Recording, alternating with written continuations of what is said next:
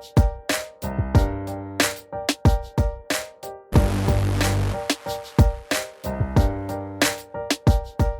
and welcome to episode 440 of the Money to the Masses podcast with your resident expert, as always, Damien Fay, and me, Andy Leaks. Damien, welcome back. How are you doing? Yeah, it's good to be back, and I'm starting to feel a bit festive already. So as we make the podcast, we're technically not in December. We're just about to head over into December, but in my household, we're starting to get the decorations out, and I think it's the cold weather. I think I'm starting to feel a little bit Christmassy, and of course we've got our Mate to the Masses Christmas do next week as well. So yeah, I do like Christmas. Yeah, and so I suppose you're right. It's not long until Christmas, and while on that subject, we were talking in the office about the scheduling over Christmas and how many episodes we're doing and when they were coming out. So it's probably a good time to let listeners know the plans as we approach into the festive period. So we're going to have a couple of podcasts coming up over the next couple of weeks, but there won't be a podcast coming out on Christmas Eve. They don't need to hear us on Christmas Eve. You don't need us.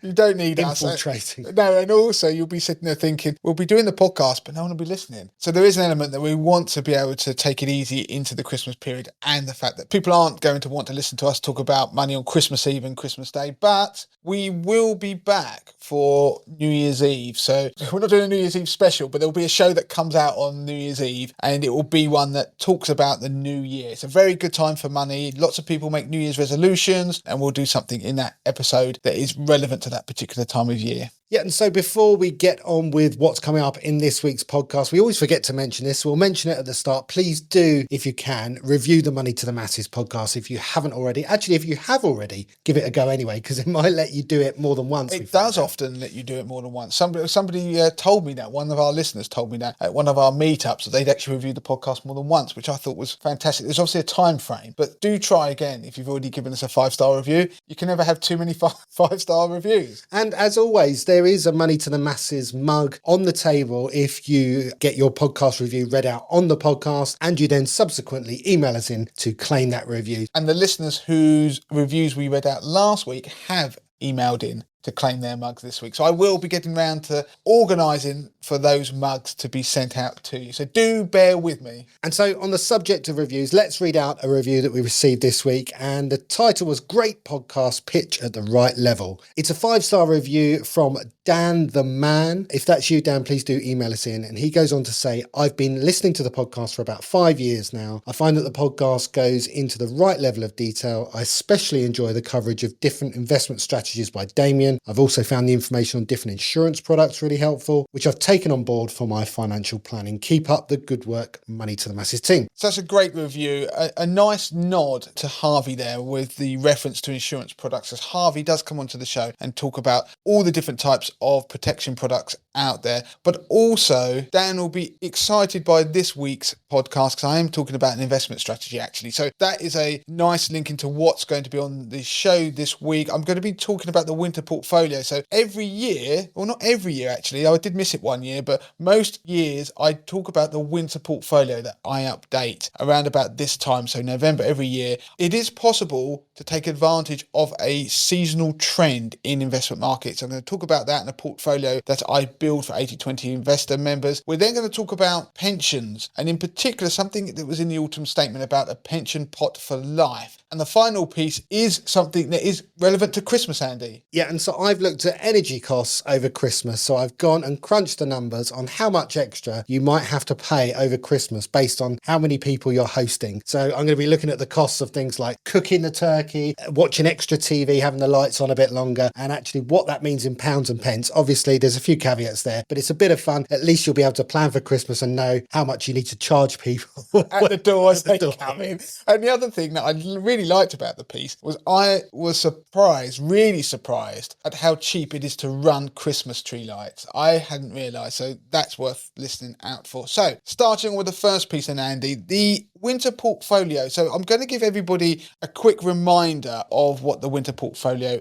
is. Now, if you go back to podcast 244, so it's going back quite a way, this is where I first introduced the concept to the podcast audience. And then I reviewed it in 297 and also in podcast 394. So that was last year. So the winter portfolio takes advantage of a seasonal trend that exists whereby the 6-month period from the start of November to the end of April is positive for stock markets. And there is actually a trend for it to be particularly positive for smaller company shares. So to remind you of the trend, the UK Stock Market Almanac showed that if you started with £100 in 1994, an investor who had invested in the market continuously for the 25-year period, so we're talking up to 2019, so that was when I originally carried out the research for 80/20 Investor Member, so that's where this quote comes from. If they'd been continuously invested for 25 years, they would have seen their money grow to £257, and that's excluding dividends. However, if they'd only invested in the market between the 1st of November and the 30th of April every year, so they've been in cash for the summer periods effectively, that £100 would be worth £341. So it's a huge difference. And conversely, if they'd chosen to only invest during the summer months, they would have lost money, and that original £100 would be worth just £69. So that was the trend that I looked at and then thought, I'm going to see if I can build a portfolio that takes advantage of that. And I built two portfolios. One of them was called the Consistent Winter Fund Portfolio. So the way I did that was to look at the previous 10 winters prior to 2019 and looked at the funds in the UK all companies sector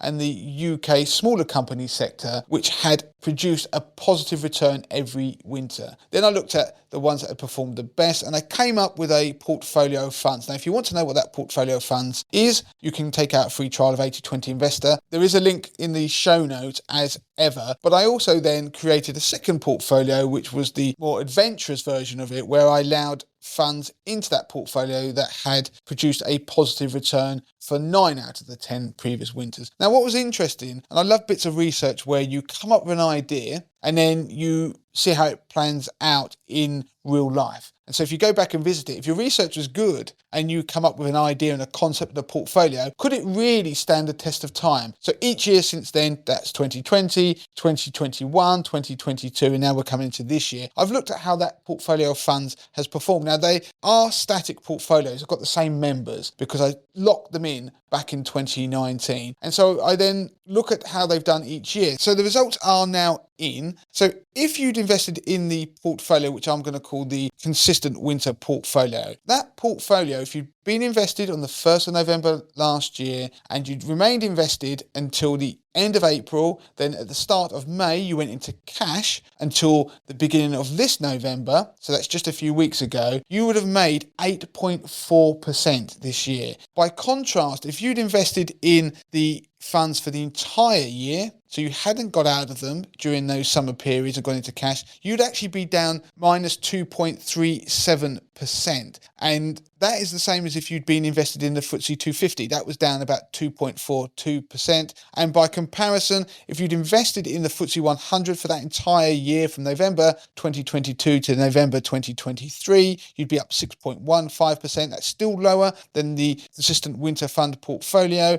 And if you'd invested in the FTSE 350, you'd have been up 4.92%, which again is still lower than that winter portfolio. So you can see it's been a fantastic year again. And actually, since I've made the portfolio, it's the biggest relative outperformance versus the FTSE 250 since inception. And the reason I say relative, because from the winter of 2020 to 2021, the winter portfolio for that entire year, so it'd gone for 6 months, invested 6 months in cash, had risen 38.85%. So that's how much it made in absolute terms. So it didn't make as much this year, but the difference was that performance relative to the FTSE 250. So back in 2020 to 21, the FTSE 250 was up 36.95%. So it wasn't much behind the winter portfolio, where if you'd listened to the numbers I mentioned earlier across the last winter, so November 2022 into this year, the difference between the winter portfolio and the FTSE 250 is over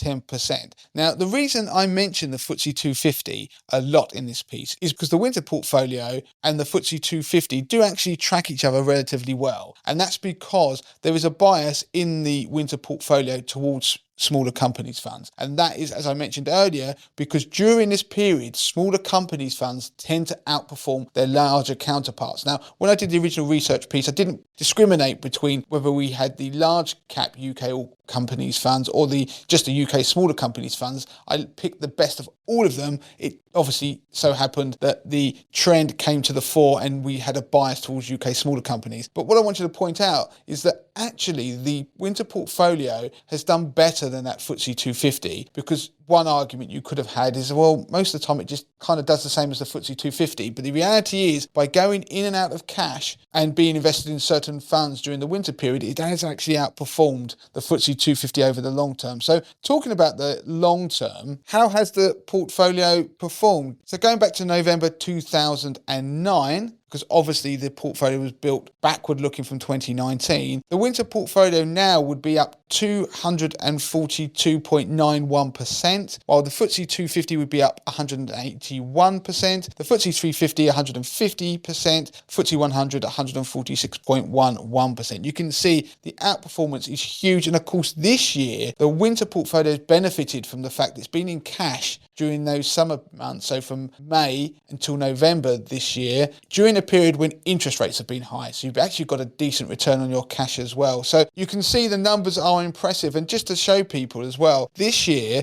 the winter portfolio, as I mentioned, it returned 8.4% over the whole year, 1st of November 2022 to 1st of November 2023. It actually outperformed other global equity markets if you're a UK investor. So that's taking into account currency moves. The S&P 500 was up 5.12%. The MSCI Asia ex-Japan index was up 4.24%. Emerging markets were up 2.48%. The Dow Jones actually composite average was down 3.22%. If you look at the Nikkei 225, that was up 5.88%. So if you look at the MSCI All Countries World Index, which is just an overall index, which is obviously heavily biased towards the US because of its size, that was up 5.25% over that period. So you can see the winter portfolio outperformed all of those. Where it didn't outperform was obviously the NASDAQ 100, with the tech companies roaring and actually up 23% over the last year. So you can see it's been a strong performance relatively compared to other indices, but in absolute terms, it's also been pretty good when it's up about 8.4% over the last year, when if you'd been invested in the FTSE 250, you'd actually be sitting on a loss. So the winter portfolio's done well again. And one thing I want to point out, it's not just about absolute performance. I talk about key statistical metrics when I look at investments. And so one of those is alpha, there's beta. So alpha is really a measure of the extra return you give versus the portfolio's benchmark. Beta is the sensitivity to the wider market. I also look at things like Sharpe ratios, which really is the excess return you achieve for the risk you're taking. So the higher the Sharpe ratio, the better. So you're getting more return for the risk you're taking. I also look at things like volatility. And across the board, the consistent winter portfolio obviously outperforms the FTSE 100, the FTSE 250 and the FTSE 350 over that period since November 2009. And because it's in cash half the time, it's therefore much lower in terms of volatility because it's taking less risk. So I'm amazed the winter portfolio has done so well again this year. And it's great to see, because when you lock in a portfolio from 4 years ago and it's still delivering, then that's great to see. Obviously, it didn't deliver last year, so that's 1 year where it didn't do so well. So it doesn't perform every year. It isn't guaranteed to beat the FTSE 100, the FTSE 250 or the FTSE 350 every year. You are going to get years where it doesn't work, but it is interesting to see that you can exploit a seasonal trend. And if you are a regular listener, it's quite interesting to go back, or you might remember the past shows where I look at this portfolio. Last year, like I said, it didn't perform particularly well, and there was a loss on the portfolio, but markets were down generally because it's 2022. But it's nice to see each year how it does. And the portfolio does have one fund that I do mention, the Fidelity UK Smaller Companies Fund. Now, it's not a recommendation, and last year I mentioned it. And the fund again did really knock it out the park. And it's a constituent of the portfolio, and between the 1st of November 2022 and the 30th of April this year, it was up 13.37%. And over the full year, on its own, it was up 3.6%, even if you'd remained invested the whole time. So where we've had a bit of a slump at the back end of this year, it was still up in positive territory, which obviously most smaller companies funds aren't over the full year. So that's quite impressive from that fund in particular. So by all means, go and do extra research on that. As for the aggressive winter portfolio, I'll just chuck it out there. Again, it outperformed the other benchmarks. Slightly underperformed, actually, the consistent one this year. It seems to be a bit of a trend of late, and that may be down to the fact that these funds had less consistency when I constructed the original portfolios. Now, of course, I do also look at new funds. So if I was going to do the research from scratch again and look at the last 10 years and build a new portfolio, I do look at that, and I do talk about it in the research piece if people want to look at it. I'm not going to talk about the funds that are in it, but actually all the existing funds from the winter portfolio are in that shortlist, which is unusual. That doesn't happen every year, and of course Fidelity being one of them. So it's an interesting piece of research, and I love it when you see something like this hold true again. If you've built it in the past, it's like a little bit of Christmas magic. Now, I don't want to get people's hopes up, or I don't want to actually jinx it, but I started to look at how these funds are performing so far in this winter, so since the 1st of November 2023. Now, we're just getting to the end of the month, and already some of those funds are up 9% nearly so far this month. And there was a similar positive start last year. Obviously that tailed off in the spring when we had the mini banking crisis, but it's interesting to see, hopefully when I do this time next year, I can say that good start carried on into the spring and beyond. Okay, so moving on to the next piece of the podcast then, we're going to be talking about the pension pot for life. Now, this was brought up in the autumn statement last week by Jeremy Hunt, and we've looked at the papers, we've got into the details and dissected it, and we're just going to kind of roughly talk about what it is, how it might work, and maybe the pitfalls as well.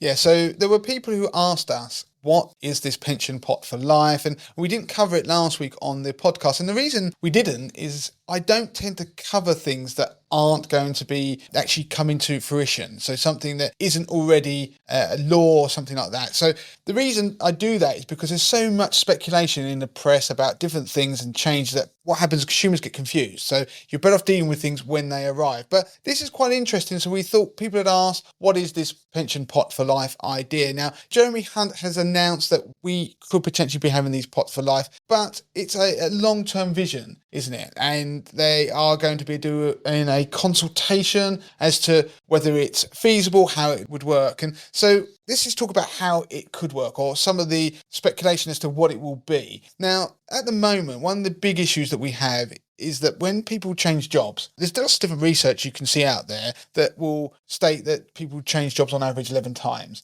And therefore, if they have a pension with each of those employers, then those small pension pots get left behind and get forgotten. And the issue with that is that when you come to retirement, then they don't know these exist and people aren't reunited with them. Now, there is a push to obviously help people locate them. You can find old pension pots if you use the pension tracing service. We'll put a link in the notes of the show so people can look at it and they can use it if they want to. But what would often happen, people will find old pension pots and they can choose what to do with them. One of the things they might want to do is consolidate them together, and then they can manage that pension pot. They can benefit from economies of scale, maybe lower fees, and then they can re-engage with their pension planning, or if they're nearing retirement, they could decide to then start to look to draw benefits. Now, of course, auto-enrollment, it was a successful idea that was implemented that got people saving into pensions because it put the onus on the employer to enrol people into pensions, pay contributions, and also the employee had to pay contributions to benefit from it too. And crucially, the employee themselves had to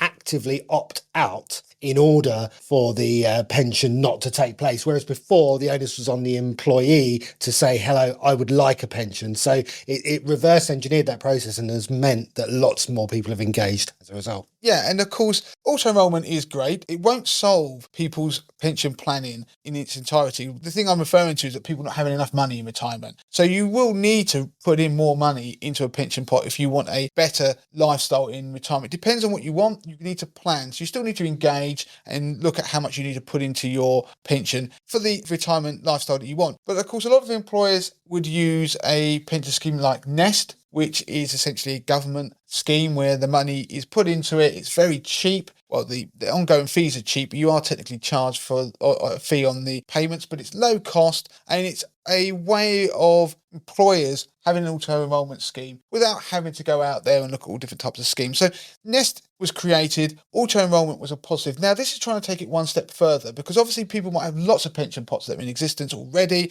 and they haven't consolidated them. They could theoretically consolidate them to Nest, but they could go and look at a different scheme, something that offers you more choice, for example. So the pot for life, the idea seems to be that rather than having lots of scattered pots, you would have a pot that effectively followed you around. And according to some people's view, it would also start to hoover up your pension pots as you maybe change employment. So at the moment, when you are employed and you auto-enroll, you have to pay money into the scheme that the employer chooses if you want to get their contributions. They don't have to. If you say, for example, have a pension somewhere else, you have another personal pension. If you say to your employer, I'd rather you put your money and I want my money to go into that one over there because I think it's a better pension. They don't have to at the moment honour that. They can just say, no, this is the scheme we've got and that's where we're putting our money in. One of the things that Jeremy Hunt is suggesting is that will change, and what will happen is if you request that, then the employer will have to honour it and then pay the money into the pension that you choose. So that is, on one view, a positive, but you've got to think that's going to be logistically a bit of a nightmare because you've got to have employers therefore trying to pay into lots of different schemes. And so if you think about it, if they're going to make this work, it could mean they're going to have the creation of some kind of conduit that's going to enable employers to use it to pay into this conduit, whatever it is, technology that then pushes those payments out to the relevant pension schemes. If you imagine it could be an employer that has hundreds or thousands of employees and they've all got different schemes, they may have lots of different pensions, then they've got to be able to facilitate that. So logistically, there's going to be a massive hurdle to overcome for this even to see the light of day. Now, the other thing that I'd point out, there was this talk about this kind of consolidator. So the pensions would automatically be consolidated into this pension pot that could potentially follow you around everywhere. Again, how does that work? How do they find these pensions? How do they consolidate them into one? Because at the moment, it is a lengthy process. There are, like we said, the ways of doing it, and there are even companies out there that specialise in helping you to do it, because obviously they want you to consolidate your pensions into their pension and then use it. So it will be logistically quite difficult to do. That would mean there's probably going to have to be something you set up to facilitate that. Now, if you look at the pension dashboard, now the pension dashboard was this idea that was going to help people seal their pension pots in one place. So a dashboard that the different pension providers would put information into and you could log in. You wouldn't necessarily be able to do anything. You could see where the different pensions are. So it's kind of a precursor to this. Now, the pension dashboard was actually announced in 2015. We're in 2023 and it's nowhere near being implemented. And I remember many years ago on social media mentioning when it was another setback, another delay, that this thing was going to be delayed even longer and it'll be years before it's implemented, and getting people in the industry who were kind of involved in it slightly try and berate me for my comments. Well, here we are years later and it's still no closer, and I think the latest estimate on a delivery is something like 2026, so still years away. Now, if we find it difficult to implement something like the pension dashboard, imagine how difficult it will be if we're trying to implement a system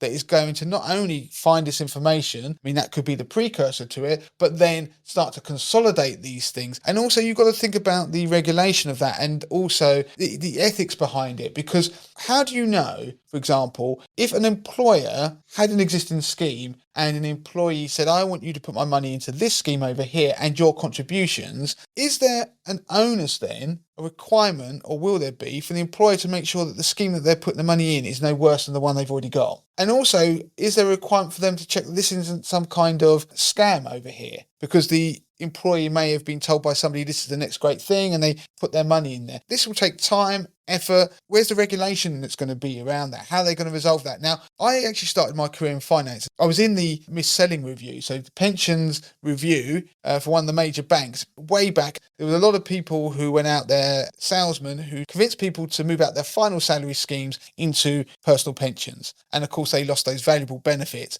Now, when I started my career, my job was to actually calculate the redress of these people, what they'd lost out. And then the company would have to write a big check and reimburse these people and try and put them back into their schemes. And what I'm worried about is seeing this is that it's not the same, because it's talking about obviously defined contribution pensions at the company and then maybe a personal pension somewhere else that the person might choose to have their money put in. But then it does make me worried that there'll be somebody who after many years will think, I shouldn't have been allowed to go and put my money into that pension, or they were convinced by the other scheme to say, go and get your employer to bring your money over, so transfer your money across, put your contributions in. Who's to say there won't be incentives, cashback or something like that, that already exists in the world of pensions now? Then somebody could feel that they were somehow worse off, maybe the charges are higher, and then you'll get these lawsuits, or there'll be someone who say, yeah, that was unfair. Obviously, having worked in an industry where I've seen something on a much larger scale, I'm always wary about where these things could end up. So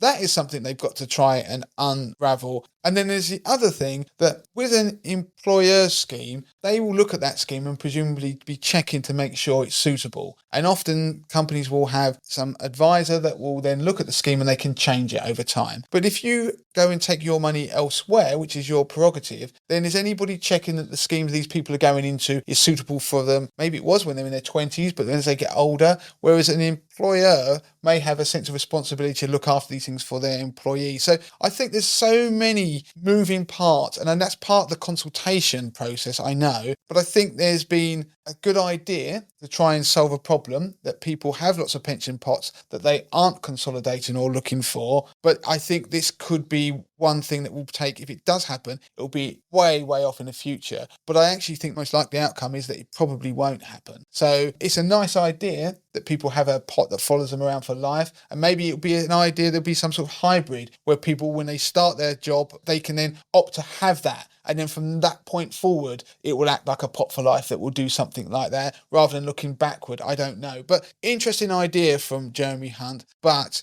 I think there's a lot that's not being thought about. It's a bit of a headline grabber. Well, as you said, it is a consultation. There is obviously lots to iron out in terms of the details there. But I suppose one message is to not sort of rush into this, that it's going to be a long way off. And actually, if you're thinking of doing something about your pensions, when maybe we've mentioned the word consolidation there, we'll put links to a few details in the show notes of articles where we explain pension consolidation, how it works, and a few providers who offer specialist advice on how to do that. Yeah, and also links to how you can find a financial advisor who can help you. And the point is, you can't rely on the government to help you to solve your finances. You need to be proactive. So you need to be looking at that. And as we talked about earlier in the podcast, it's the time of year, New Year's coming. It's a good time to sit there and do all that admin. And we'll put notes in the show notes, as we've mentioned, of how you can actually do that. Okay, so let's move on to the final piece of the podcast then. So I'm going to be talking about energy again. We seem to be talking about energy every week, but this is slightly controversial because I've crunched some numbers and there's lots of caveats to kind of apply to this.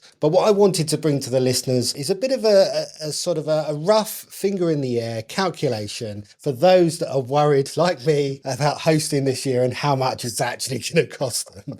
Misers like me. Yeah, but the thing is, I mean, we're only talking about energy here, so I don't want to make you stress out any more than you need to, Andy, because this doesn't take into account the cost of obviously food, drink, all the other stuff, presents. This is just your energy bills. Yeah, I'm sure there's lots of other expensive things to think about. I can't even think about those right now, Damien. I'm concentrating on how much extra it's going to cost me in terms of my electricity, essentially. So I looked at all the things that drain your electricity over the Christmas period. So I've even gone to work out the price per hour on watching the TV, how much it costs to boil the kettle. Oh, sorry, no. I think you might have to mute my mic while you're doing this, because I've just got visions of you at Christmas, like the Grinch. That's how many times she boiled that kettle, and the mother-in-law comes around. Sorry, anyway, carry on. I'm interested to know. I've looked at TV use, I've looked at boiling the kettle, running the oven, running the dishwasher, other bits and pieces like having the lights on and charging devices. And then I've looked at the totals and how much that might cost you when you get extra people coming over. So I looked first of all at what normal use would be, and then I extrapolated those figures and multiplied them based on however many people were coming. So these figures are roughly based on 4 extra guests coming over that 3-day period, Christmas Eve, Christmas Day and Boxing Day. So I'll give you some examples. Do they have names? Do they have names? So I hope your family's not listening. Yeah, sorry, carry on. Well, I will be charging them at the door when they do come. So the TV normal use, I've said, is 3 hours per day. So over the Christmas use, we watch a bit of extra TV. We watch the Christmas specials. I've said that goes up to around 8 hours per day. And then I've gone right down the list. So the kettle would normally be boiled 3 times a day for normal use. Well, at Christmas, it might be up to 8 times a day. The oven, again, instead of 1 hour per day, we're looking at 4 hours because you've got to cook the turkey and all the bits and pieces. The dishwasher's going to be run an extra couple of times a day, etc., etc. So based on 4 people staying, you're going to be paying an extra over the 3-day period, 86 pence on your TV. I mean,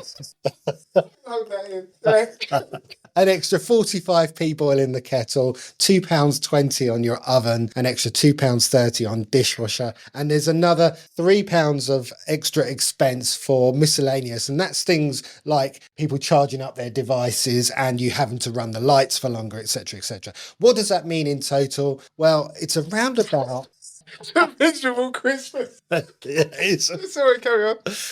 and that means in total, for 4 people staying, it's going to cost you an extra £3 per day. You work that backwards, it's 75 pence per person. So you work out the numbers. If you've got 10 people coming over for Christmas for just one day, 75p times 10, it's going to cost you £7.50 extra in electricity on that day. That's just electricity. That's not everything else. If you want to cover electricity and person's coming for like one night, how much should you charge them at the door? Well, for one day and for one guest, it's 75 pence. It's not too much, is it? So you round it to £1, you'd be okay. But of course, all the other expenses, we're not even talking about the food and bits and pieces like that. So yeah, and gas costs aren't included in there because obviously you're going to have extra sort of perhaps heating, and if you cook on the hob for longer, there'll be extra gas costs as well. Look, it's a bit of fun really going through the numbers. Well, I'm crying with laughter, and I'm trying to hold it together. But there will be people out there who are worrying how much extra it might cost in electricity. Yeah, you are right, and it is a good point. I mean, I just can't stop laughing because I've just got visions of you, Andy, if I come to your house, that's sitting there looking at me, if I would dare to charge my phone, and then you know how much that costs. So yeah, it is a fair point. I mean, one thing I did like on your piece, because I didn't know what you were doing on this, was the cost of lights. So Christmas lights we were talking about earlier on. I mean, how much does it cost to run Christmas lights? Well, here's the good news. The extra cost there that I talked about, running lights and chargers and everything else, that was all lumped into one main cost, and it wasn't particularly extortionate. But where it is quite positive is the LED lights, which we've all pretty much got now for our Christmas lights, are really, really cheap to run. Now, when I say really cheap to run, I looked at a few different websites that actually go into way more detail, and they're far more anal than I am in terms of cost per hour for certain things. A 400 bulb chain of Christmas lights, you can keep them on for 6 hours a day for 60 days. So if you wanted to, you could have it all of November and all of December, and it would cost less than 50p to run that. I mean, that's not bad, is it? Let's be honest. So if you are over Christmas struggling, and joking aside, there will be people who are struggling and counting the pennies this Christmas, I would say turning off the Christmas lights early or cutting down on the Christmas cheer, if you like, is probably the least of all your worries. I would say run those Christmas lights as long as you want. It's the other things like the kettle boiling and devices on standby. It's the people that cost. It's usually established early on. What about the settings? I saw you had some numbers about settings, didn't you, for the Christmas lights? What's the best setting? You can have things like waves, twinkling. What's the optimum setting? Yeah, well, we look there.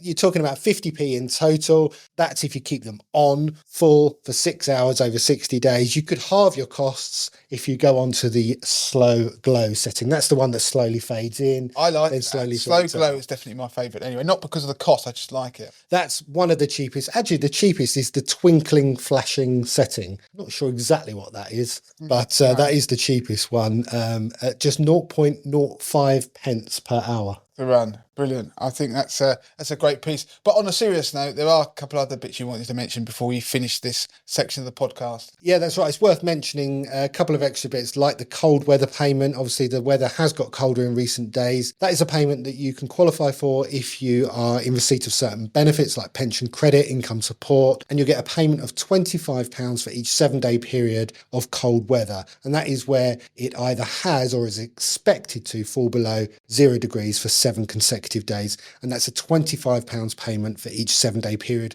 And that scheme runs from the 1st of November up to the 31st of March. So if you are worried about the weather turning and having to pay extra on your heating bills, there is a small amount of extra support for certain people there. Right, that's brilliant. So that is it for this week on the podcast, Andy. As ever, do leave us a review on your app of choice. Do make sure you join our Facebook group, facebook.com/groups/money to the masses. Also, do follow us on our other channels, particularly Instagram, which is my personal favourite, but also our YouTube channel. We've got something quite interesting about to happen on our YouTube channel, which we'll talk about in the coming weeks. And obviously, Tell your friends and family about the podcast and the show. Spread the word about Money to Masses, particularly as we're heading into the new year period where everybody starts to look at the new year, new me, new money, that kind of thing. And so that's it, I think now. That wraps us up for this week, Andy. So all that's left is for us to say until next time. Until next time.